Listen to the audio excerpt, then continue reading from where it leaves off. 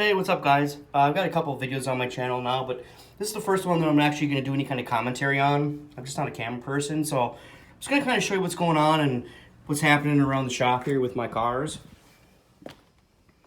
Step out here. Excuse my messy garage. I've been doing some things over the winter time with the car stored. So kind of made a mess. Spring cleaning will come. I live in Minnesota, so that explains that. So what I got going on here with the 135 is we had some warm weather, so I decided, hey, I'm going to kind of do a couple things and kind of give the car a test drive, just to kind of see how things are going to go in the spring. You know, it's a BMW, so you can kind of expect something to go wrong. So I was just kind of doing like some preventative maintenance stuff, you know, which is of course important with these cars. Like, if you just keep up with it, like, you know, $500 a year or something, depending on the condition you bought the car in and what's been done. You should be able to handle that stuff. I mean, anyways, yeah, so I was doing, did the upgrade for the power steering pulley. I switched to an aluminum pulley instead of the plastic, just for peace of mind. If I'm going to be in there, which I was, to do idler pulleys and the tensioner, I figured I might as well just do it all, you know, and knock her out and get her done, you know. So I was in the process of doing that, and my pulley would not come off. I mean, I think this car came from New York. I personally bought it in 2019, and I haven't driven it in the winter since. It's always been stored since I've owned it. But for some reason, that plastic power steering pulley was rusted on like you wouldn't believe. Had to use a large pry bar to pry in the back side of the pulley. Kind of curious and wondering if I was hitting the seal of the power steering pump or not. I don't think I did, because I have drove the car, so I think it's okay. But I had to pry that thing off, and like every other video I saw, the pulley just fell right off. So they must have been, you know, Western cars or Southern cars or something, because mine was rusted, which led me to have to sand down the backing plate that the pulley attaches to. You know, you got your 3 bolts, whatever. It was so rusted that I had to do that, sand her down, put some grease on it just to help ease on the new pulley, plus keep that thing from rusting again. I mean, you never know when you're going to have to be back in there with these cars. So I'm in there doing that. Had to finish that up. Pulled the car out. Was just going to go for, you know, a couple mile drive. Just kind of warm the oil up, and then I would do an oil change. Well, in the driveway, the thing starts leaking. So in the process, I happened to crack the radiator, whether it was pulling that fan in and out, which I hate doing. I'm just not good at it. I have no patience. Or for me, kind of being right down there on that driver's side where that top, that should be the outlet, right? Inlet comes from the pump, outlet to the, anyways. Up there doing stuff with that pry bar, and I'm pretty sure, you know, I fucked her up doing that. You know, of course, here's the old one. I keep putting my finger. Let me just do that again. Yeah, I keep putting my damn finger in the lens. I'm not very good at this camera shit. So anyways, yeah, I cracked it. The car has 152 or 5 or something thousand on it. I haven't driven it since the winter, so, well, I did for that test run. But I didn't even look at the mileage, to be honest. But I mean, it does have fresh oil, so that's good. Either way, I broke it. I had a buddy who has another 135 with like 20,000 miles on it. Super low mile. It's an 08. Mine's an 09. He upgraded to a Michi Rad, so he had one laying around with like 20,000 miles on it. And I was like, you know what? Just for the cheap price, I mean, I think it'll last me another, you know, 10 years, let's just say. I mean, it's a stock motor so far, so I picked it up. He actually hooked me up. He's like, here, just take the damn thing, right? So it gives me the radiator. I got to fight that thing a little bit to pull it, to get the fucker in. I had to drop the intercooler. Well, now it's twice that you're seeing. But I had to drop the intercooler just to make sure that, like, the rad fit in the proper way. Like, it's got to sit in a nice little nestled spot, and I got upgraded inlets. Stock location inlets. 175s. So, of course, getting that fan in there is kind of a pain in the ass, just because you're fighting that silicone rubber bullshit. But anyways, no, he hooks up with this radiator, and I had no clue like what kind of system BMW uses. I mean, I'm kind of used to this old school stuff. I got a Chevy truck out in the driveway out there too. It's like, if you're gonna drain the radiator, you just unscrew it. You know, you unscrew it and the fluid comes out, and then when you're happy with the amount that's coming out, you stop and then you tighten it when she's done. Well, not on these BMWs. I mean, I don't know how long they've been using this system. Probably since like E36 or even sooner, I'm assuming. But they use like a 2-part pitcock system. So I got a couple over here. So this is a manual car, and so a manual car and an auto car actually use the same radiator, but the auto car has a spout that a coolant hose attaches to. I mean, I don't even think I could show you if I tried. Excuse the mess. Pretty sure you can't see it down there. If you're here, you'll see it. But there's a spout. Yeah, you ain't gonna be able to see it. There's a spout down there for the auto cars. Yeah, you can look how close that clearance is with those pulleys. Right, we're looking at like a 1/2 inch, which is enough. But no, with the auto cars, you have a transcooler.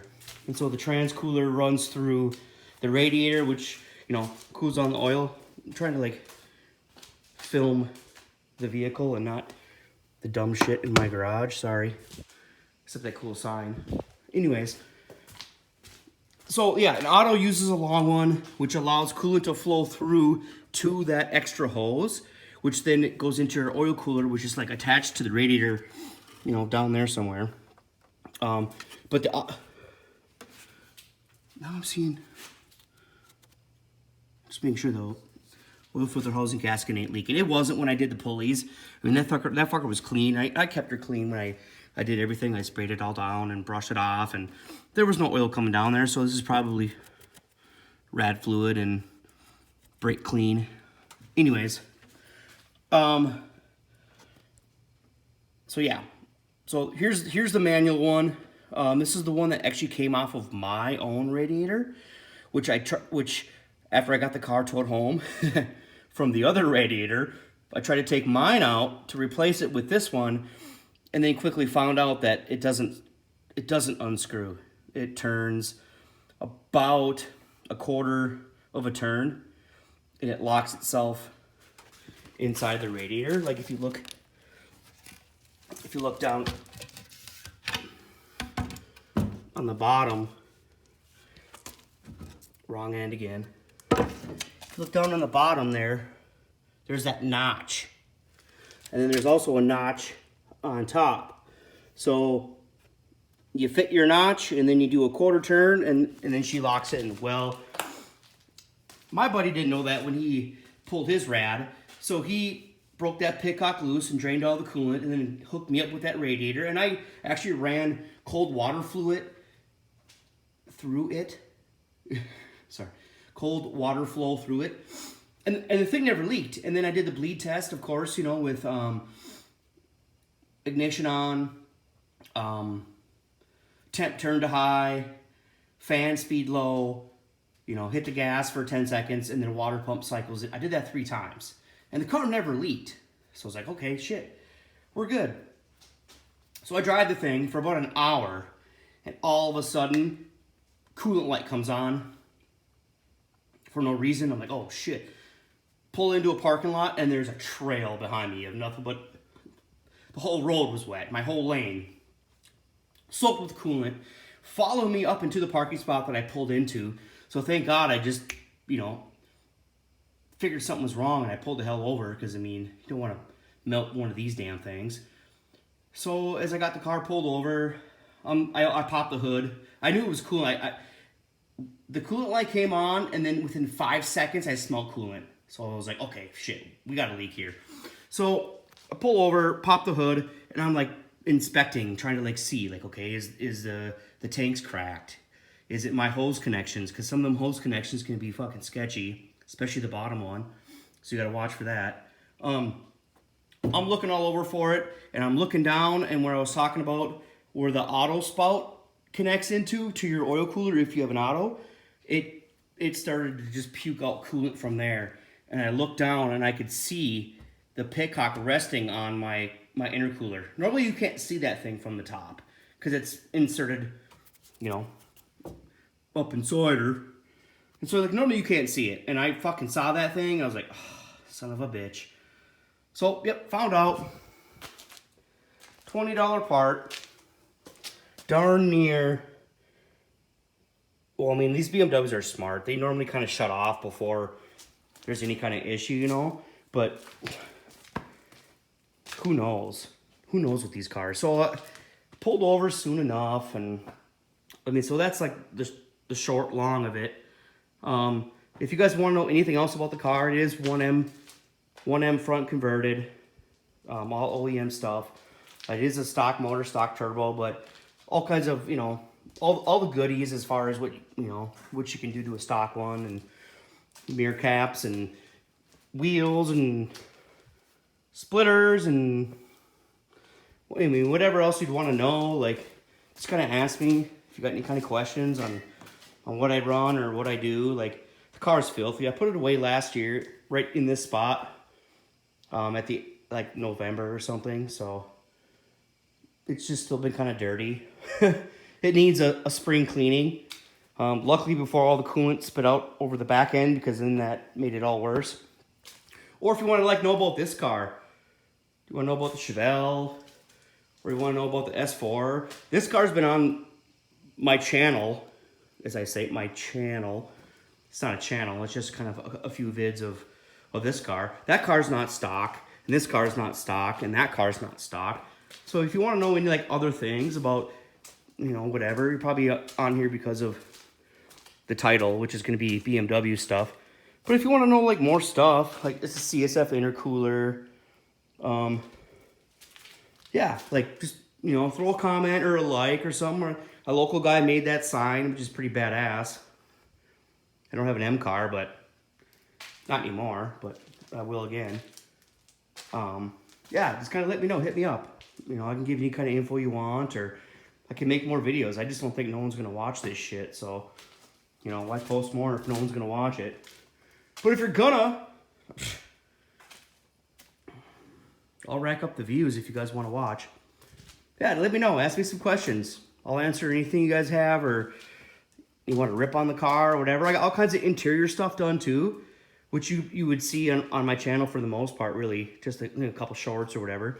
But yeah, I mean, like any other questions that you have, like, hit me up, throw a like, throw a hate, let me know. All right, see ya!